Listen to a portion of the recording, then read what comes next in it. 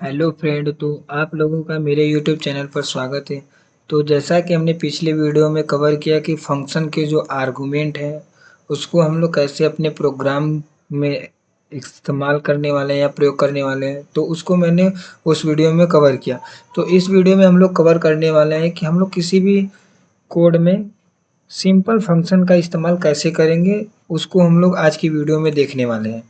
तो सबसे पहले हम लोग क्या करते हैं कि देसी ऐप को ओपन कर लेते हैं।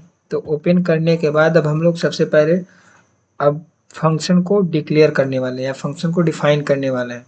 तो मान लीजिए हम दो फंक्शन का इस्तेमाल करेंगे, एक ऐड नाम का फंक्शन बना देंगे और एक सब्ट्रैक्ट नाम का फंक्शन बना देंगे। तो चलिए हम लोग एक ऐड नाम का फंक्शन बना देते हैं। तो वाइड ऐड नाम का फंक्शन बना दिया। फिर उसके बाद हम लोग इसमें एक वैल्यू को पास कर दे रहे हैं, इंट एज इक्वल टू 10 कर दे रहे हैं और बी इक्वल टू 20 कर दे रहे हैं और सी जो कि हम लोग इसका ऐड करके सी नाम के वेरिएबल में स्टोर कर देंगे। तो C equal to A plus B कर ले रहे हैं। अब हम लोग एक मैसेज पास कर दे रहे हैं कि प्रिंटफ जो हमारा रहेगा इंटर एडिशन रहेगा ना, ADDITI addition of C.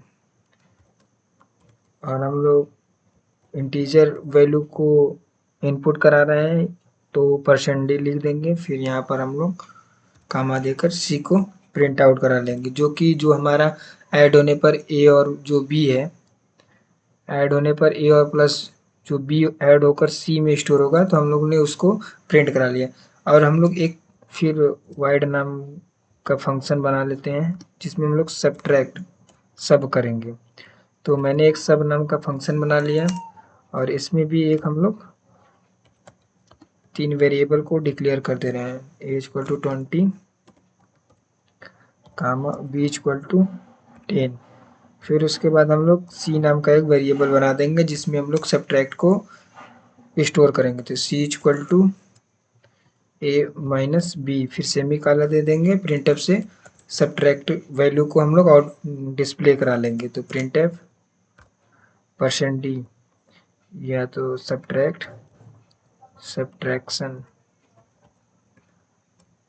Subtraction फिर यहाँ पर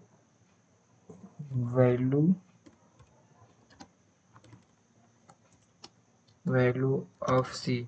फिर यहाँ पर हम लोग इंटीजर %d इस्तेमाल कर सी को प्रिंट करा लेंगे और यहाँ सेमी कॉलन दे देंगे। और उसके बाद हम लोग क्या करते हैं कि जो हमने ये दो फंक्शन बनाया है, तो अब हम लोग प्रोग्राम को अपने पहले हम लोग मेन मेथड बना लेते हैं। तो इंट मेन नाम से एक हमने मेथड बना लिया और इसमें हम लोग फंक्शन को कॉल कर लेंगे कि हमने आपको पिछली वीडियो में बताया कि जो भी हम फंक्शन को कॉल करते हैं तो अपने प्रोग्राम के मेन मेथड में, तो हम लोग क्या करते हैं कि प्रोग्राम के मेन मेथड में फंक्शन को कॉल कर लेते हैं।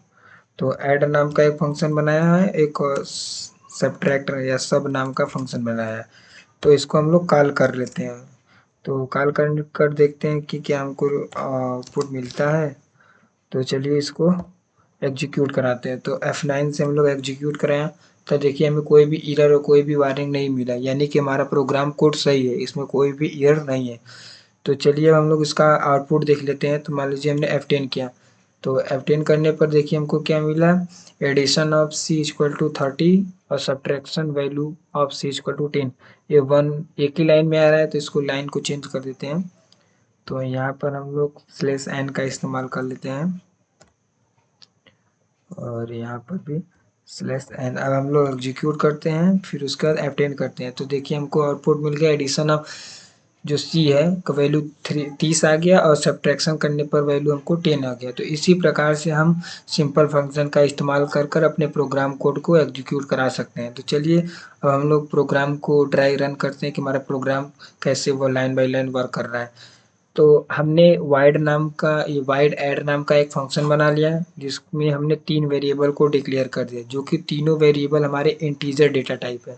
तो ए इक्वल टू 10 कर लिया, बी इक्वल टू 20 कर लिया और हमने एक सी नाम का वेरिएबल बना दिया और सी जो है हमने उसको स्टोर कर दिया a प्लस वी वैल्यू को। तो यदि हम इन दोनों को जोड़ेंगे तो जो वैल्यू आएगा हमने उसको c में स्टोर कर दिया और उसको प्रिंटफ की सहायता से हमने डिस्प्ले करा लिया।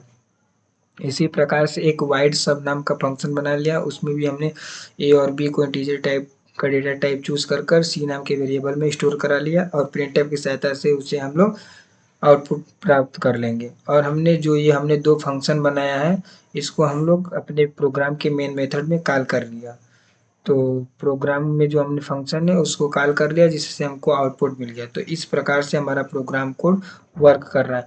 यदि वीडियो में कोई भी डाउट हो तो आप कमेंट करिए जिससे मैं आपको सॉल्यूशन प्रोवाइड करा सकूं। और हम लोग नेक्स्ट वीडियो में पढ़ने वाले हैं कि जो प्रोग्राम को लिख रहे हैं या प्रोग्राम कोड बना रहे हैं तो उसमें जो हम लोग मेन फंक्शन को डिनोट कर रहे हैं चाहे राइट कर रहे हैं तो वो मेन फंक्शन होता क्या है, मेन फंक्शन की क्यों ज़रूरत पड़ी प्रोग्राम कोड में, तो उसको हम लोग फुल्ली एक्सप्लेन करेंगे हम लोग नेक्स्ट वीडियो में। यदि आप चैनल पर नए हैं तो चैनल को सब्सक्राइब एंड वीडियो को अत्यधिक मात्रा में शेयर करें। धन्यवाद।